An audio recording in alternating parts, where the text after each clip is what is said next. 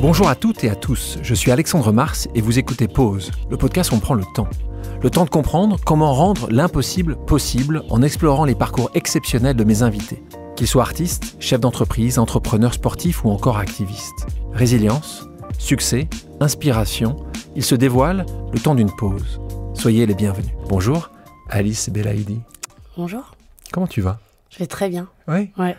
C'est quoi pour toi la définition d'une vie alignée ? Ah, c'est une très bonne question. Je crois que c'est se donner déjà, je pense, beaucoup d'amour à soi. Déjà. Pour être bien avec soi-même. C'est une phrase que j'ai beaucoup entendue quand j'étais plus jeune, dans ma vingtaine. Je fais, quand tu seras bien avec toi-même, tu seras bien avec les autres et tout ça, des trucs un peu comme ça, psychologie de comptoir. Mais j'y crois vachement, en fait, aujourd'hui. D'être aligné, d'être OK, quoi, d'être au clair, en fait. Parce qu'en fait, au final, quand on s'aime et qu'on est OK avec ce qu'on est, parfois, comme là, tu vois, j'en dis trop, parfois je suis trop intense, parfois... mais en même temps, c'est ce que je suis, quoi. Alors parfois, si ça blesse les gens, si ça prend trop de place, je vais essayer de faire attention, parce que c'est ça, vivre avec les autres, quand même. C'est pas essayer de pas s'imposer absolument, quoi qu'il en coûte. Mais je crois que ça, ouais, déjà, s'aimer. Et du coup, ce qui en découle, je crois que du coup, l'alignement, il est peut-être plus simple. Ouais, c'est brouillon, je sais pas, tu me poses cette question, je pense qu'il y a mille réponses, mais... Non, mais déjà, s'aimer soi-même. Ouais. Et puis s'aimer avec ses différences aussi, de l'alignement. C'est ça, ouais. Oui, parce que non, tu vas pas pouvoir... Moi, je suis loin d'aimer tous mes côtés, mais par contre, les apprivoiser, essayer de vivre avec, essayer de les trouver parfois un peu charmants, même s'ils sont dérangeants, voilà. Et... C'est un vrai travail. Non, je te remercie de le dire, parce que beaucoup de gens qui nous écoutent, qui vont nous voir, vont se dire, évidemment qu'on n'est pas parfait. La perfection est une illusion. Alors, il y a des moments, peut-être, on est parfait parfois. Comme le bonheur, quoi. C'est un moment de... Tu te prends hop, à ce ça moment-là. Y est, tu sais, comme quand on sort et que d'un coup, on se trouve un peu fraîche et tout. On a tous ce moment-là où, hop, on atteint un truc qu'on aime bien et puis... tu te vois dans une glace 2 minutes après, tu dis c'est pas du tout la tête que j'avais en sortant de chez moi. Oui, Photoshop. Merde, j'étais super et puis là d'un coup ça redescend. Donc évidemment, on n'est pas parfait. Je pense que c'est vrai que accepter cette imperfection. Ouais, et puis c'est dur comme tu le dis avec les réseaux, on te renvoie toute la journée en permanence. Moi la première, ma vie parfaite et Cannes et les îles et les voyages, les soirées, et les gens les sorties, connus. Bien sûr. Mais ce que tu disais tout à l'heure, merci d'avoir dit, parce que tout à l'heure tu disais, il y a ça, et puis après tu te retrouves seul dans ta chambre d'hôtel, parfois déconnecté, loin de tout, à regarder je ne sais pas quelle émission à 2h du matin en cherchant à dormir. Donc c'est aussi ça, c'est pas que ça, mais c'est une balance en fait. C'est ça qu'il faut qu'on aille. Le yin, le yang, l'équilibre. En fait, finalement, je crois que quand on vit des émotions très fortes, comme c'est ma chance, et beaucoup d'amour, et beaucoup, le peu, rien, vide, il est tout aussi fort, en fait. Bien sûr. Hi, Kelly. How are you? I'm well. For all those 10 years before Melrose Place was not always easy, right? To get what you want. And I'm sure at the time you said, I want to do just big theater, just in movies. And how did you find it just... And for everyone, because a lot of people, as you know, they have dreams. Mm-hmm. Like you had this dream at 17. So that's also something important to them. Just you're pushing them. At what time you think you need to unplug? Were you close to this, during those years, working hard, trying to act, not being super well paid, landing the big job? At some point, you self-doubt. You were saying just, man, maybe it's too hard. Did you ever call Anne, your mom, said, Mom, no, I need to do something else? Yeah, of course, many times,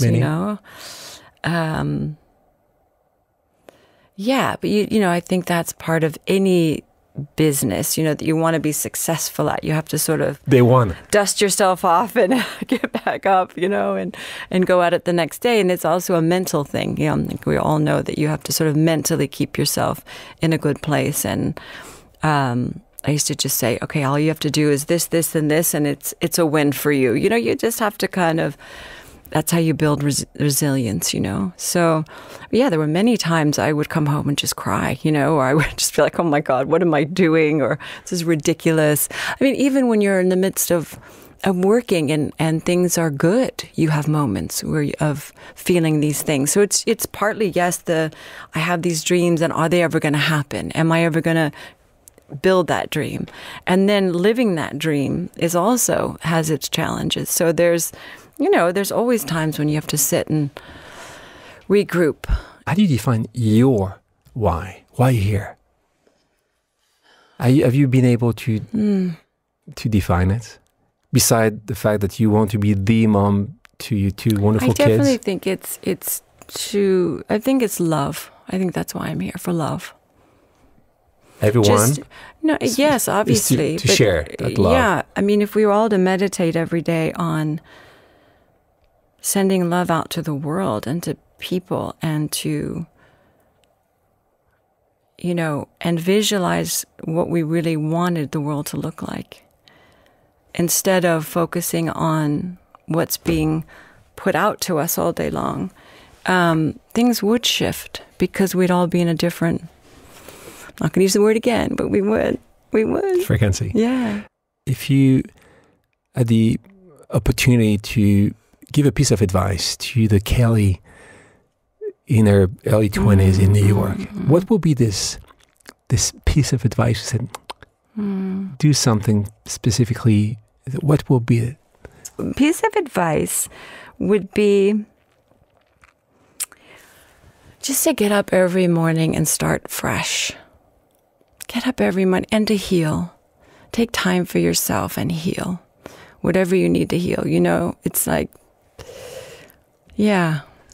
Salut Augustin. Salut Alexandre. Comment tu vas? Je vais bien. Tu étais à la radio, tu écrivais, et là je vais te retrouver au Grand Journal. Là aussi, une évolution. On est en 2012, c'est il y a quelques années de ça. Mais cette évolution-là, ça aussi, c'était un chemin égotique, tu penses? Pas du tout. C'était une suite logique pour toi? C'était une rencontre, évidemment. Oui. Alors, je me pose pas les questions dans ces termes-là. Moi, en fait, pour être très franc, on ne regardait pas la télé quand on était petit. On n'avait pas vraiment la télé. On avait le droit de regarder Bouillon de culture et Apostrophe. C'était vraiment les émissions qu'on avait le droit de regarder. C'était la grand-messe. Mais on n'avait pas trop le droit aux écrans. C'était pas une famille où les écrans étaient valorisés. Il y avait un écran à l'époque. Hein. Voilà. Une vieille télé dégueulasse dans le sous-sol. Il n'y avait pas de tablette. Je me souviens. Et si tu veux, moi déjà, quand j'ai été contacté par Michel Denisot et Renaud Levanquim, donc Michel Denisot qui présentait le Grand Journal et Renaud Levanquim qui le produisait, c'est parce que tout simplement leurs épouses et Renaud aussi écoutaient mon émission sur France Culture qui s'appelait Le Carnet d'Or. Donc si tu veux, moi ils m'ont parlé quand même de mon travail, et moi ils m'ont demandé de faire mon travail, c'est-à-dire de prescrire, de partager des lectures. Donc j'avais pas l'impression, si tu veux, de faire autre chose. En revanche, pour être franc, j'avais pas prévu la violence que ça pouvait représenter, et de façon plus intéressante, l'addiction que ça pouvait représenter.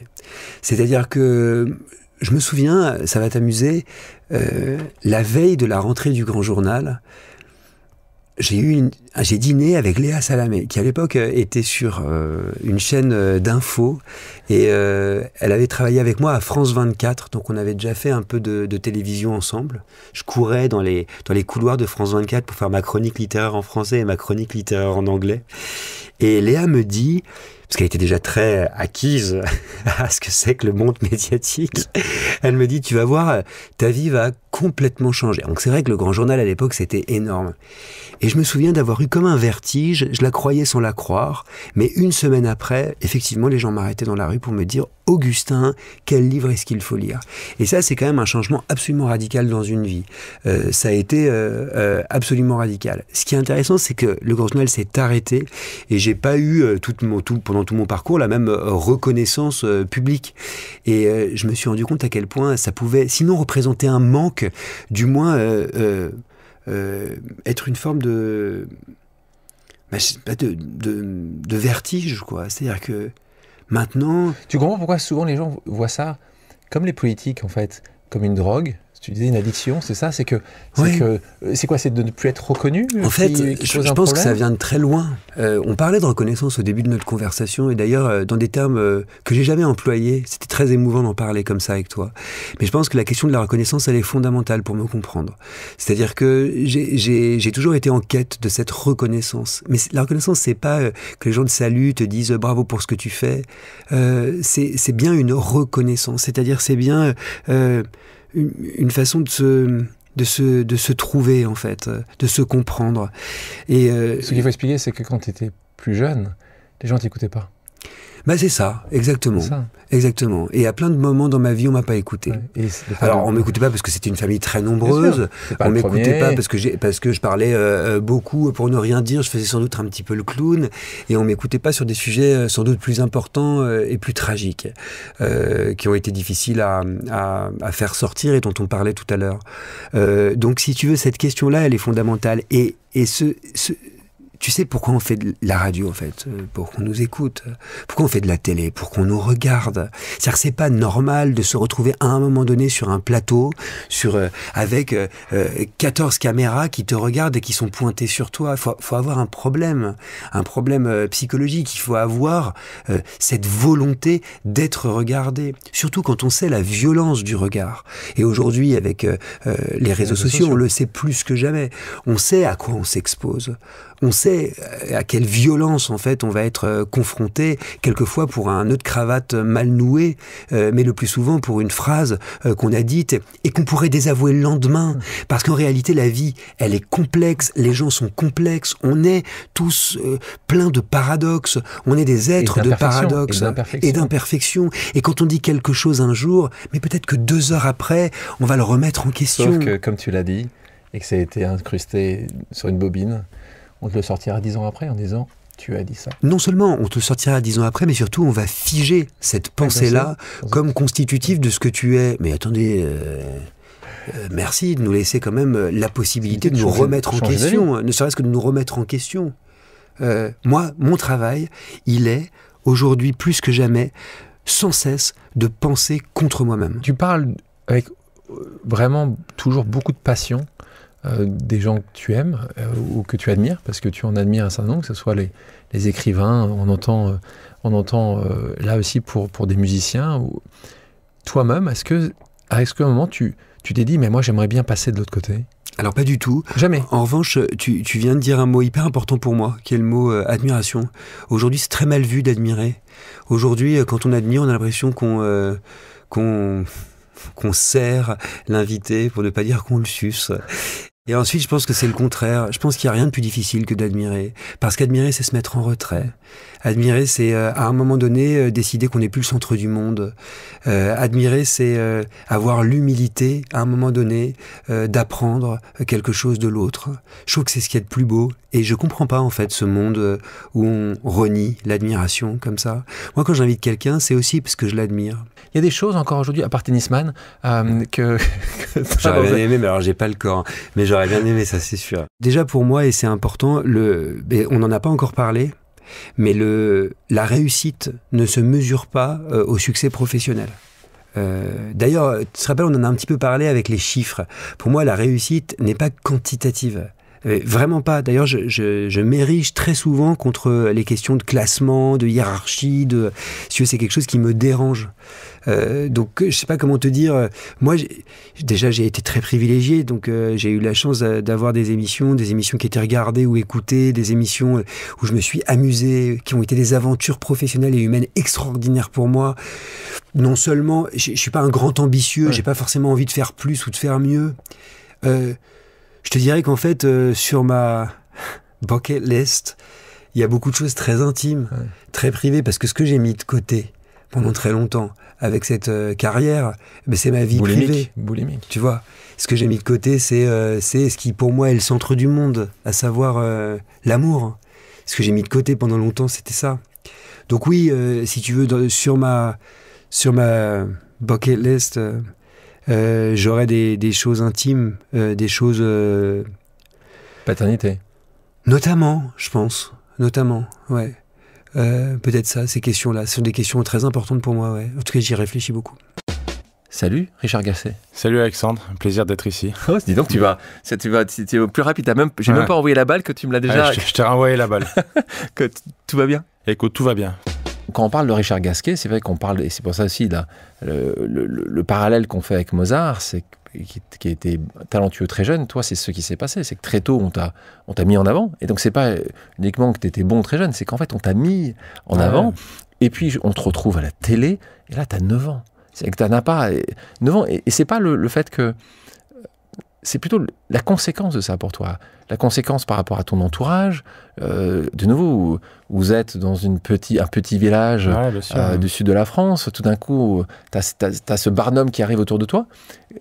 Comment tes parents arrivent à te protéger par rapport à ça? Comment eux-mêmes arrivent à se protéger? C'était dur déjà parce que là, moi, TS Magazine, j'étais abonné. Ouais. Donc tous les mois, j'allais voir le magazine. Et en fait, je pensais faire 2 ou 3 pages du magazine. C'est ce qu'on m'avait dit. Ouais. Et en fait, j'arrive, je vois le magazine et je me vois sur la couverture. Quoi. Ça me fait un choc, vraiment. J'étais pas du tout content. Ah, t'étais pas content? Non, pas du tout, parce que j'étais très timide à l'époque, tu vois, j'étais réservé. J'avais 9 ans, j'avais un peu honte de me retrouver là en une. Et mes parents, ils étaient pas contents du tout non plus. On s'attendait pas du tout à ça. Donc après, oui, la lumière sur toi-même, t'essayes de... C'est vrai que jeune, j'étais très très fort. Après, pourquoi exactement? Je me suis entraîné, mais pas totalement plus qu'un autre non plus. Je pense que c'est... T'as une question de talent, là. J'avais du talent et c'est vrai que ça m'est tombé dessus, quoi. Et donc là, quand t'arrives, c'est quoi l'impact de cet article, de cette télé dans ta vie à ce moment-là? J'ai eu une vie différente. C'est vrai que j'étais très... Quand j'allais jouer des tournois de tennis, il y avait déjà 200-300 personnes dans les stades, enfin, dans les clubs. Parce qu'ils voulaient voir la merveille. Ils voulaient me voir, ils avaient vu ce tennis magazine. Donc c'est clair que j'étais très suivi. En France, déjà, c'est un sport qui est populaire, le tennis.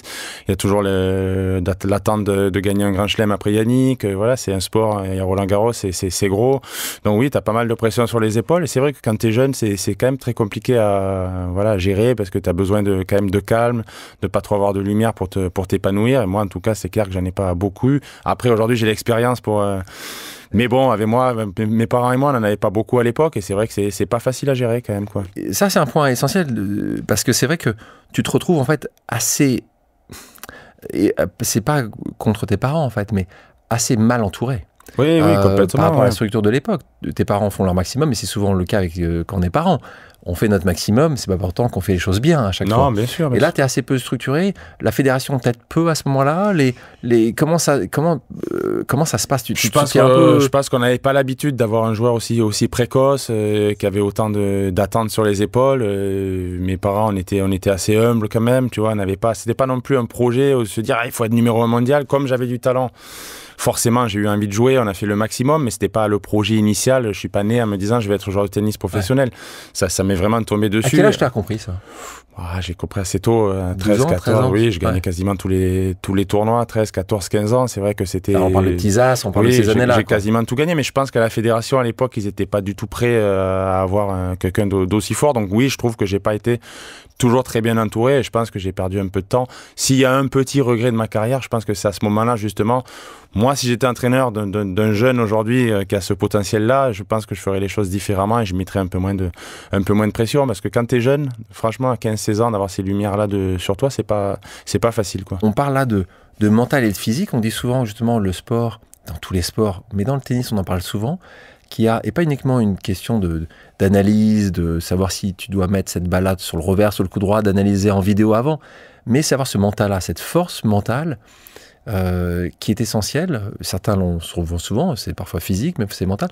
Comment toi, tu gères ça très jeune, avec une pression excessive sur toi, tout de suite, en voyant que tu vas être notre sauveur, parce que déjà depuis trop longtemps, on n'a pas gagné depuis 1983, il n'y a pas eu de vainqueur. Je parle d'un tournoi du Grand Chelem. Toi, comment ça se passe, cette partie mentale chez toi? Tu te fais rapidement accompagner par quelqu'un ou pas du tout? Ou t'es à nouveau... Tu dis juste, tu te débrouilles, tu prends cette pression et puis on verra comment ça se passe. Tu te débrouillais un peu à l'époque, Hein. Aujourd'hui, tu parles beaucoup de santé mentale, il y a beaucoup de coachs, c'est super, c'est fabuleux. Nous, à l'époque, c'était la doctrine, c'était il faut surtout pas trop parler, ça veut dire que tu vas être un peu faible. Et, voilà, c'était dans le tennis, c'était beaucoup ça. Si tu parles beaucoup de mental, tu donnes des choses à l'adversaire, on voit que tu es faible. C'était vraiment ce qui transposait un peu en France. Donc, j'ai eu des moments difficiles à 16, 17 ans. Après, j'ai réussi à trouver un entraîneur qui m'a un peu cadré. Je pense que c'est lui qui a été Comment il s'appelle ? Éric de Blicker. Ouais. C'est lui qui m'a permis de me remettre un petit peu, de me refocaliser un peu sur les choses saines, de reprendre du plaisir sur le court. Mais comme tu dis, j'ai souffert quand même de ça. Quoi. Parce que dans ces années-là, on est à peu près en 2004, tu vois, dans ces années-là, il y a un moment ou un autre où tu dis à ton papa, et ça c'est dans ton livre que tu l'écris, hein, que je conseille, qui est là, hein, à revers et contre tout, hein, c'est le livre que tu as sorti chez Stock, tu dis à ton papa, trouve-moi un stage, chez qui ? Chez Arnaud Lagardère, chez Paris Match. C'est Paris Match. Donc là, tu dois avoir... J'étais au fond du trou. Sincèrement, j'étais au fond du trou. Je te dis, j'avais justement un peu cette attente-là qui avait été dure à gérer. J'avais eu beaucoup de pression, beaucoup de stress et j'avais un peu craqué, quoi. C'était devenu difficile. Justement, comme tu dis, je n'étais pas tellement accompagné. Je l'étais, mais peut-être pas assez bien. Ouais, pas bien. Et après, tu craques, quoi. C'est difficile. Donc, j'ai eu une période dure à gérer, mais j'ai réussi à m'en sortir. Je te dis, il y a eu ce mec, Eric, qui est venu. On a repris doucement. Et après, je me suis reconstruit, je me suis calmé, j'ai repris du calme, on a beaucoup discuté.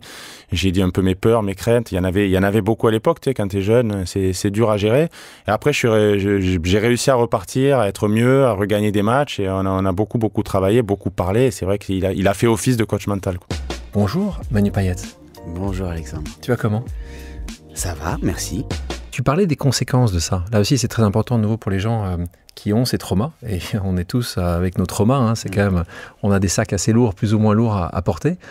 Toi, ce sujet-là, tu l'exprimes aussi quand tu prends du temps à même toi-même avoir des enfants et que tu te poses ces questions-là à un moment d'avoir des enfants, à dire est-ce que tu vas être pas aussi bon que ça, papa ou maman dans le couple. Toi, c'est considérable ce trauma pour montrer que tu as pris quand même jusqu'à 40 ans, un peu plus de 40 ans, pour avoir ta merveilleuse Johnny qui est ta fille. Est-ce que ça a été si long que ça, pour ça ? Oui, bien sûr. C'est à cause de ça, si on peut dire à cause de que ça a pris du temps. Il y a une autre raison un peu plus biologique que tu connais aussi, mais oui, ça a été aussi à cause de ça. Cette même psychothérapeute, Madame Chen, dont je te parlais tout à l'heure, m'avait dit vous allez peut-être avoir tendance à vouloir lever la main sur vos enfants parce qu'on vous a levé la main dessus. Donc ça, c'est un truc, moi, que j'ai dit, mon Dieu, alors là, je veux pas en avoir. Ouais, déjà, tu t'es dit, la vérité, les chiffres sont entre 20 et 40%, quand les chiffres sont sortis, 20 et 40% des gens qui ont été abusés, en fait, vont abuser également, là je parle physiquement, les enfants. Donc toi, tu t'es dit, si malheureusement je ne peux pas me contrôler, je préfère pas. Non. Je vais pas. Non. C'est l'un des avantages de l'âge. Il faut apprendre. Je veux croire en l'humanité aussi à cet endroit-là. Si déjà, avant même de devenir papa, tu as peur de pas réussir cette mission-là, peut-être qu'il faut que tu y ailles. Parce que tu risques de donner naissance à une espèce de paternité un peu... qui peut-être être chouette. Tu vas comprendre aussi, en parallèle, le métier que c'est au quotidien que d'être papa. Tu vas comprendre que c'est le seul métier pour lequel tu n'as aucune formation. Que la seule formation que tu as eue, c'est 3-4 beignes. Voilà. Ouais. Que le highlight de ta formation, le jour où tu as eu ton diplôme, c'est le jour où il t'a pris sur ses joues et qu'il s'est excusé. Ok, c'est pas beaucoup quand même comme formation pour s'engager ensuite sur un CDI de papa. Voilà. Mais ça vaut le coup de se challenger. Et j'essaye chaque jour d'être le meilleur papa possible. Meilleure version de ce que tu... J'essaye vraiment du fond de mon cœur. J'ai dit tout à l'heure, attends, je te laisse, ma fille vient d'arriver, je vais passer un moment avec elle, je te rappellerai plus tard. J'ai raccroché. Elle a levé les yeux vers moi, elle a dit, waouh, ça c'est sympa. Tu vois, et là tu te dis, j'ai réussi quelque chose. J'ai réussi quelque chose. Ouais. Alors c'est sûr, hein, quand tu as des enfants, tu draftes. Tu es continuellement en train d'essayer le mieux, espérons, possible, Mais c'est un draft, donc t'as pas de la correction, elle est parfois un peu dure. Ça, on parle de ton papa, ta maman, là-dessus, ton frère et ta sœur, ta maman décide de te protéger, elle faisait de son mieux possible. Non, pas du tout. Au contraire, c'était plutôt... C'était... Allez, balance maman. Tu vas voir quand il va rentrer. Mais je dois dire... Elle n'avait pas les outils. Non, elle n'avait pas les outils, et puis surtout, elle n'avait pas la force physique. Mon père, il était costaud. Hein. Je peux te dire que lui, s'il avait décidé, tu t'en prenais une. Hein. Il y avait la peur, quoi. Oui. Et puis, il y avait cette menace, tu vois. Parfois, elle disait pas. Elle disait, bon, ben c'est bon, je me suis calmé, je lui ai pas dit, parce qu'il aurait pété un câble. Mais merci, maman, de ne pas avoir dit. Il m'est déjà arrivé de dire ça à ma mère. Ouais. Tu vois, mais tu vas voir quand il va arriver. Alors là, je peux te dire que là, tu pouvais rentrer dans les ordres, mais et si je rentre dans les ordres? Alors je dis rien. Ok, ben vas-y, emmène-moi au séminaire, je vais devenir prêtre. Ta maman est très chrétienne, est très croyante, donc c'est un côté sympathique là-dessus. Ton frère et ta sœur, ils l'ont vécu de comment? Non, alors ma mère m'a dit. C'est toi le paratonnerre? Oui. Le grand? Ouais, exactement. Ma mère m'a dit, elle m'a dit ça, c'était très mignon, hein. Je vais vous le dire en drôle, mais je vais vous dire la vraie phrase, mais elle m'a dit, bah qu'est-ce que tu veux, t'étais le premier, on était cons. Elle m'a dit ça. Et une fois que t'as encaissé cette phrase-là, tu dis... J'aurais dû être deuxième. Oh ouais, j'aurais pu être deuxième quand même. Est-ce que t'as une vanne que t'as regretté faire une fois sur scène? Tu dis...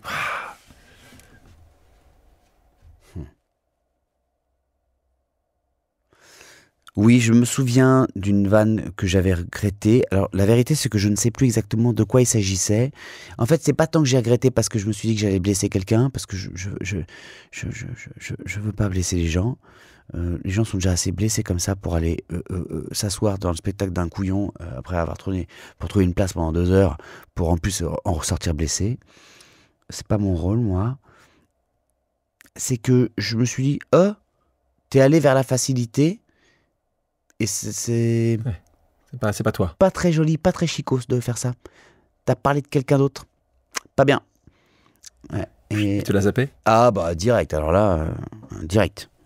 Le public le plus difficile à faire rire. Ah. Et oh les Clermontois.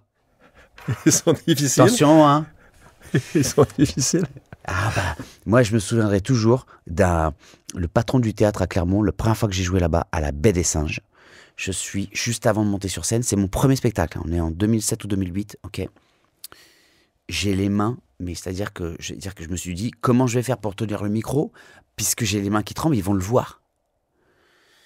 Je suis tétanisé. Je suis juste derrière le rideau. Et le gars de la salle, tu vois, le patron de la salle, le voit. Et pour me rassurer, il me tape dans le dos comme ça et il me dit, allez, t'inquiète pas, mon gars. Dis-toi une chose, c'est que si ton spectacle marche à Clermont, il marchera partout. Et je dis, pourquoi vous me dites ça maintenant? Il me dit, oh merde, j'aurais peut-être dû attendre de te le dire après. Et là, bonsoir. Et c'est connu entre vous savez que Clermont, c'est pas évident? Ils le savent. Mais en fait, il y a des publics qui sont exigeants, il y a des publics qui sont sur le texte, et il y a des publics qui, en même temps, qui ont les trois et qui... ne t'accorde pas tout de suite. Bah gars, on te connaît pas, mec. Ah, donc vas-y, prouve-nous d'abord. On va pas se marrer comme ça. Pour les gens qui nous écoutent, moi j'en connais un certain nombre, qui aimeraient avoir ce parcours-là, que ce soit, encore une fois, un parcours de comique, un parcours de comédien que tu as. C'est quoi les conseils que tu leur donnes? Parce que toi, tu as fait un chemin de traverse, tu as commencé par l'animateur radio pour arriver à un moment ou à un autre à faire ce qui est ta passion. Tu as des conseils justement à donner à des gens qui rêvent de ça, qui disent « J'aimerais être... » Moi, j'ai un très bon ami à moi qui aimerait tellement pouvoir un jour être sur scène et qui fait rire les gens. Et tu sais que c'est ça, dans sa bucket list, c'est le numéro 1 depuis tout le temps. C'est quoi le conseil que tu donnerais aux gens qui ont envie d'autre chose? Il faut, à mon sens, il faudrait réussir à faire très vite la différence entre culot et talent. Ton culot peut t'aider à aller montrer ton talent. Mais ton culot ne doit pas être la seule raison pour toi de monter sur scène. Parce qu'une fois que tu es sur scène et que la lumière est sur toi et que le micro est dans ta main devant ta bouche, il faut du talent pour dire ce que tu as envie de dire. On est trop souvent impressionné par les gens qui n'ont que du culot, qui crie plus fort, et on se dit, c'est du culot. Crier fort dans un micro, c'est du culot. Mais il y a des gens qui crient fort dans du micro avec le talent. Et là, qui te scotche à ton fauteuil. C'est ça qu'il faut. Là. Si tu as envie d'être applaudi, c'est ce que j'essaie d'apprendre à mon enfant. Si tu as envie d'être applaudi, mais que tu ne sais pas pourquoi, alors fais autre chose. Merci à tous d'avoir pris le temps de faire une pause avec nous sur RCJ. J'espère que l'émission vous a plu, inspiré ou fait réfléchir. Si c'est le cas, je compte sur vous pour le partager avec vos proches, laisser un commentaire et mettre la note de 5 étoiles sur les plateformes d'écoute.